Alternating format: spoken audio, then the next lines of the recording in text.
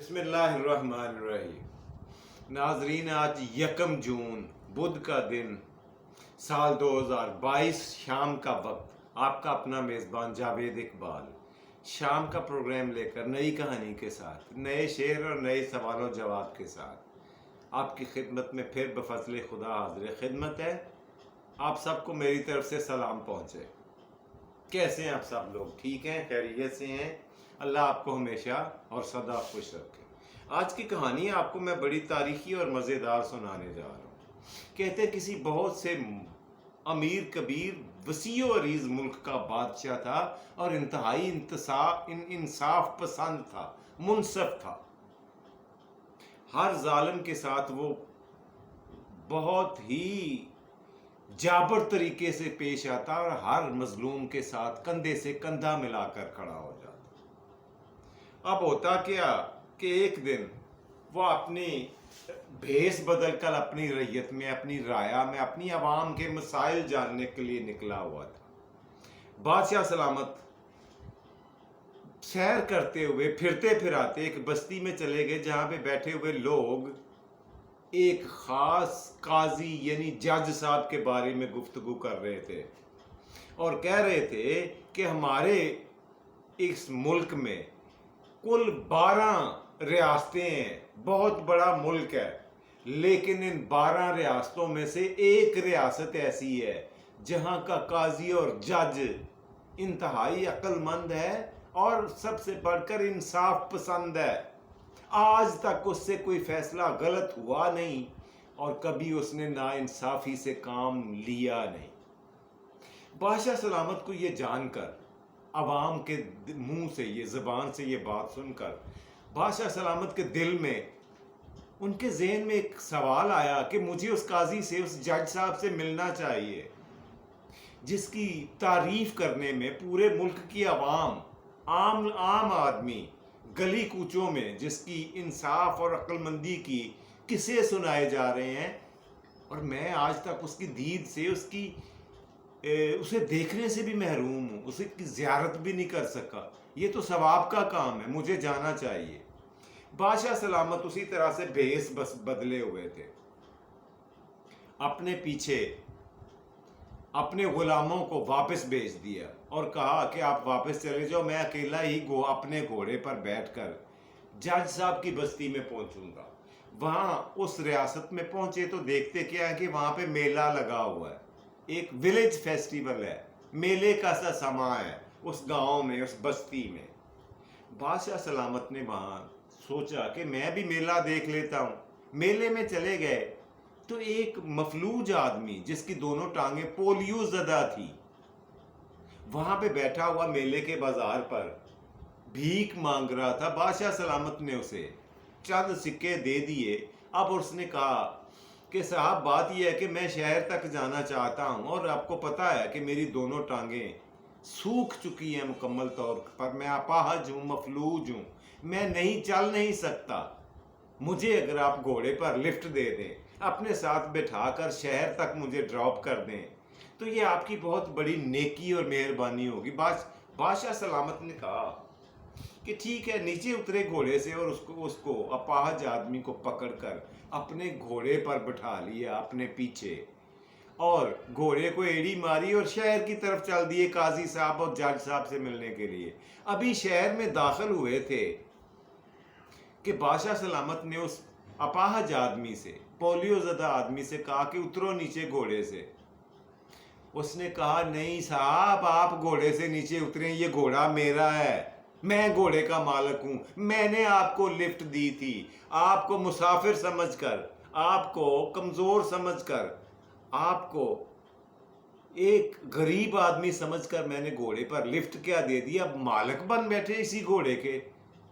اب بادشاہ سلامت کی آنکھیں کھلی کی کھلی رہ گئی کہ یہ ماجرا کیا ہے، میں نے کیا کیا، ہوا کیا؟ اور جس شہر کا، جس ریاست کا جج، قاضی اتنا منصف اور اتنا دانا ہو، وہاں پہ اس طرح کے واقعات، بات کچھ سمجھ میں آئی نہیں۔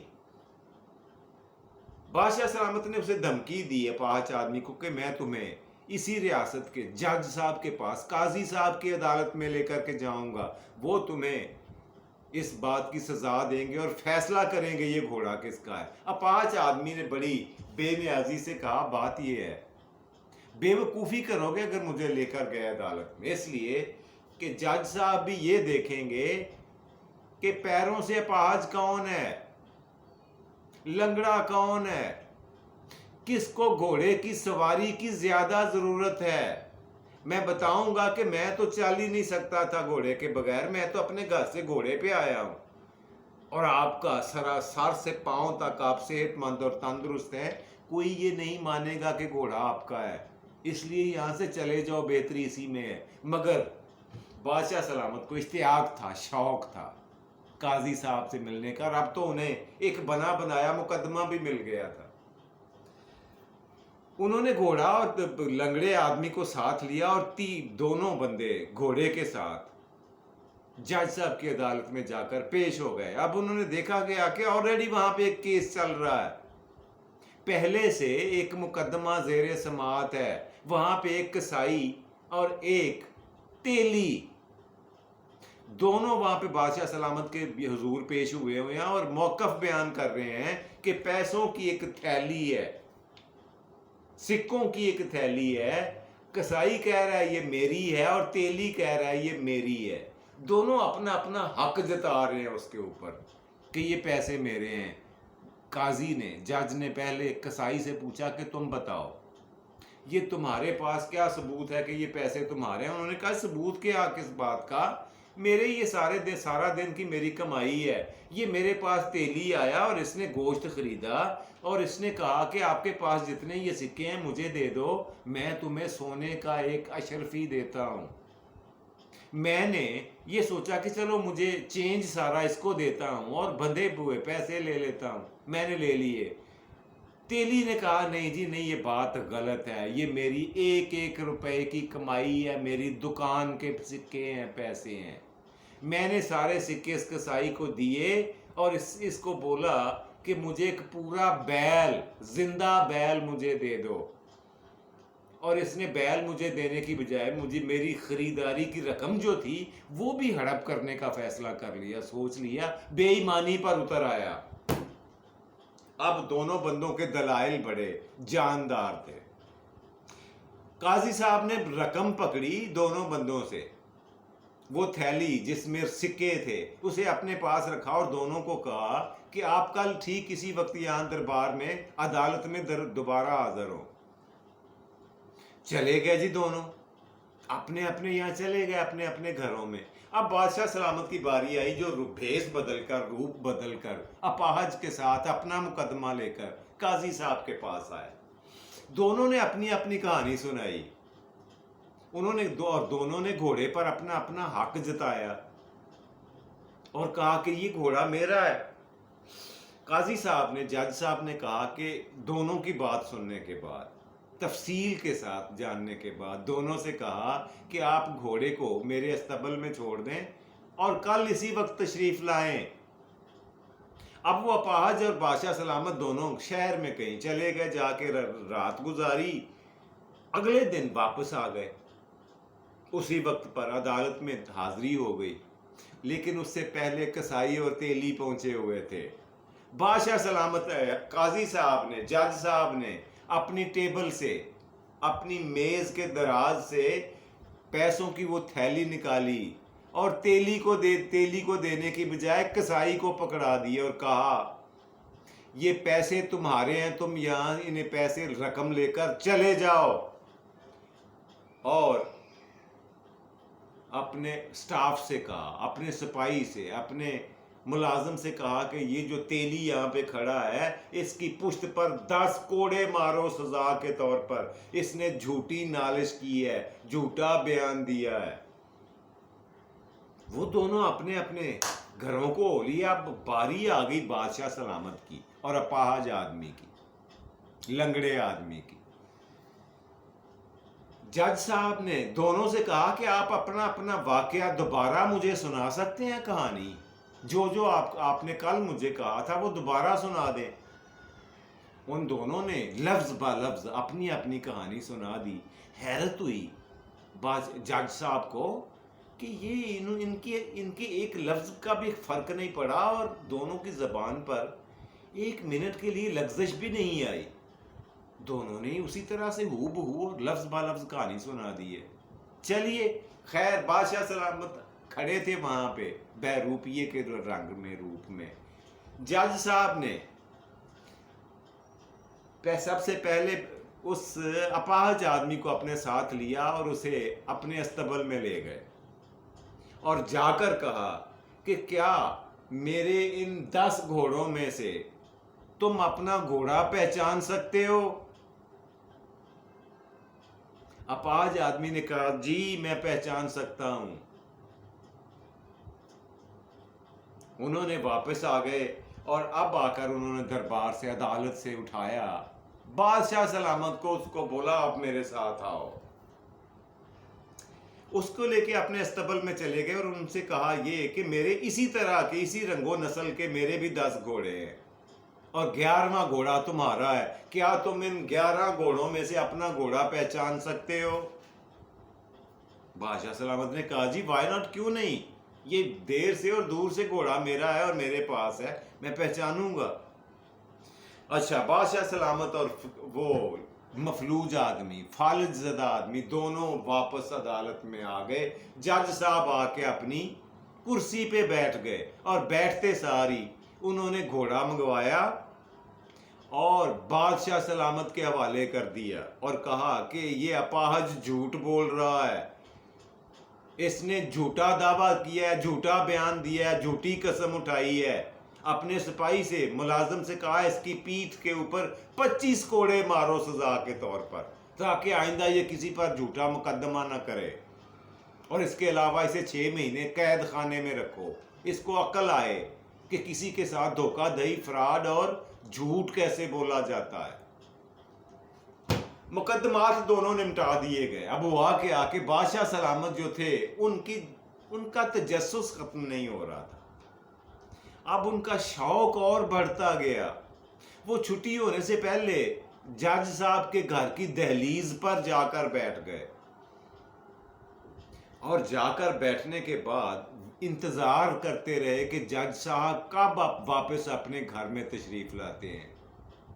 شام کا وقت ہو گیا، جج صاحب آئے تو انہوں نے اپنے دروازے پر کھڑا ہوا بیٹھا ہوا اس آدمی کو دیکھا گھوڑا سمیت اور کہا، سوال کیا کہ کیا تم ہمارے انصاف سے، ہمارے فیصلے سے مطمئن نہیں ہوئے؟ تو انہوں نے کہا نہیں جی ایسی بات نہیں ہے، میں کچھ اور کہنا چاہتا ہوں، میں کسی اور کام سے آیا ہوں. میں آپ کے اوپر ایک نیا اور بہترین انکشاف کرنے جا رہا ہوں کہ میں اس ملک کا بادشاہ ہوں. قاضی صاحب نے فوری سلام کیا، سلیوٹ کیا، ان کو اپنے مہمان خانے میں لے جا کر بٹھا کر ان کی خاطر تواضع کی اور کہا کہ آپ میرے غریب خانے پہ کیسے تشریف لائے؟ آپ کا فیصلہ تو ہو چکا، آپ کا مقدمہ فارغ ہو چکا. انہوں نے کہا کہ جی نہیں، اب بھی تو مزہ آئے گا آپ کے پاس بیٹھنے کا، مقدمات کے خاتمے پر ہی تو آپ سے ملنا اصل کام تھا. اب آپ مجھے یہ بتائیں کہ ہم سے پہلے آپ نے وہ تیلی اور کسائی کا مقدمہ سنا، وہ پیسے رقم آپ نے کیسے پتہ کر لیا کہ یہ تیلی کے نہیں ہیں، کسائی کے ہیں؟ انہوں نے کہا بادشاہ سلامت سیدھی اور آسان سے کا کام ہے، ایک مثال ہے، ایک سیدھا سا کام ہے، بہت ہی آسان اور سہل سا. میں نے رات کو پانی گرم کیا تھا اور ان سکوں کو گرم پانی میں پھینک دیا. اب کیونکہ کسائی کے ہاتھوں کے اوپر چکنائی لگی ہوئی ہوتی ہے، چربی والی چکنائی، سفید رنگ کی چکنائی، اب وہ سکوں پر سے کھل کر، اکھڑ کر، اگل کر پانی کی اوپری سطح پر آ گئی. اس کی رنگت سفید تھی چکنائی کی. اس کا مطلب یہ تھا کہ یہ 100% حرف با حرف، لفظ با لفظ اس کسائی کی کمائی ہے، اسی کی دولت ہے، اسی کی پیسے ہیں، اسی کے سکے ہیں. اب بادشاہ سلامت نے کہا چلو یہ تو بات سمجھ میں آ گئی، اب آپ یہ بتاؤ کہ آپ نے گھوڑے کا معاملہ کیسے حل کر لیا؟ یہ تو بے زبان تھا، اسے تو آپ نے کسی پانی میں، ابلتے پانی میں نہیں پھینکا۔ جج صاحب نے کہا جی بہت ہی سہل آسان اور سیدھا سا کام تھا، آپ گئے ہیں میرے ساتھ استبل میں اور آپ نے اپنے گھوڑے کو پہچان لیا اور آپ نے صحیح پہچانا ہے۔ تو بادشاہ سلامت نے کہا یقیناً اس اپاہج آدمی نے گھوڑے کو نہیں پہچانا ہوگا، یہی بات ہے نا؟ تو جج صاحب نے کہا آپ غلط کہہ رہے ہیں، اس اپاہج آدمی نے بھی گھوڑے کو صحیح طور پر، فوری طور پر پہچان لیا تھا۔ اب جج صاحب، اب بادشاہ سلامت کے چہرے کے اوپر ایک عجیب قسم کی حیرت اور حیرانی کا کیفیت دوڑ گئی، ان کے دل و دماغ پر ایک عجیب قسم کا سوال و جواب کا سلسلہ چل نکلا۔ تو پھر کہا اس کے علاوہ آپ کے پاس گھوڑے کی ملکیت کی پہچان کر لینے کا دوسرا ذریعہ کون سا ہو سکتا تھا، وہ بتائیں۔ جج صاحب نے کہا کہ میں نے آپ دونوں کو علیحدہ علیحدہ گھوڑا پہچاننے کے لیے نہیں بلایا تھا، بلکہ اس لیے بلایا تھا کہ گھوڑا آپ دونوں میں سے کس کو پہچانتا ہے۔ آپ لوگوں نے گھوڑے کو نہیں پہچاننا تھا، مقصد یہ نہیں تھا۔ جب آپ میرے ساتھ آئے تب بھی میں نے گھوڑے کی طرف دیکھا اور گھوڑے بھاگ کر آپ کے پاس آیا، اور اس کی آنکھوں میں جو اپنائیت تھی، جو پیار تھا، جو شغف تھا، اس نے مجھے بتایا تھا کہ یہ گھوڑا آپ کا ہے۔ جب میں فالج زدہ آدمی کو لے کر آیا ہوں استبل میں، تو گھوڑے نے ناگواری کا اظہار کیا تھا، اس کے پاس کھڑا ہونے سے، اس کے ساتھ پیار کرنے سے پیچھے ہٹ گیا تھا، بھاگ گیا تھا۔ یہاں سے میں نے پتا کیا کہ وہ گھوڑا پاہج کا نہیں، آپ کا ہے۔ اب اس بادشاہ سلامت نے کہا کہ جی قاضی صاحب، جج صاحب، بات یہ ہے کہ آپ کی جگہ یہ چھوٹی ریاست نہیں ہے، اگر آپ مناسب سمجھے، برا نہ مانیں، تو میرے ساتھ چلیں، آپ مرکزی عدالت میں بیٹھنے کے اہل ہیں، آپ ملک کی سب سے بڑی عدالت میں بیٹھنے کا مجاز ہیں، آپ میں اتنی اہلیت اور صلاحیت ہے کہ آپ کو ملک کا سپریم جج یا سپریم قاضی مقرر کیا جائے۔